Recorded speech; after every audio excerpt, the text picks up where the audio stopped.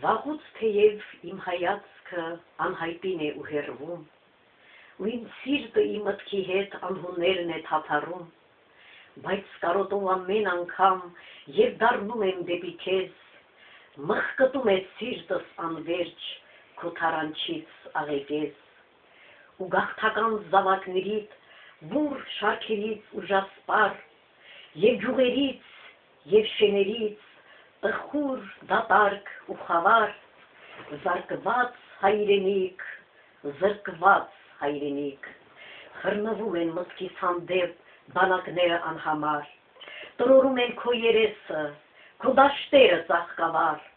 ու ջարդարար ոհմակները աղաղակով վայրենի,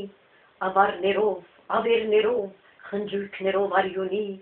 որ դարձրին քեզ մշտական սև ու սոփի մի հովիտ, խեղճ ու ալկան քո երգերով, հայացքներով անժպիտ,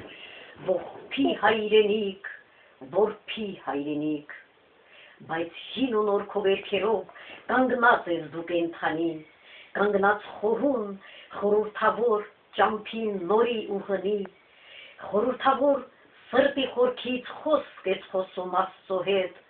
ու խորհում ես խորին խորհուրդ տանջանքներում չարաղետ, խորհում ես դու են մեծ խոսքը, որ պիասես աշխարհքին, ու պիտ դառնաս են երկիրը, ու ձգտում է մեր հոգին, հույսի հայրենիք, լույսի հայրենիք, ու պիտի գա համուր կյանքի արշալույսը վարհակած, հազար լուսապայծառ հոգիներով ճառագած, ու երկնահաս քո բարձունքին, Արարատի սուրբ լանջին, կենսա ժպիտի շողերը պիտի ժպտան առաջին, ու պոետներ, որ չեն պղծել իրենց շուրթերն անեծքով, պիտի գովեն քո նոր կյանքը, նոր երգերով, նոր խոսքով, իմ նոր հայրենիք, հզոր հայրենիք,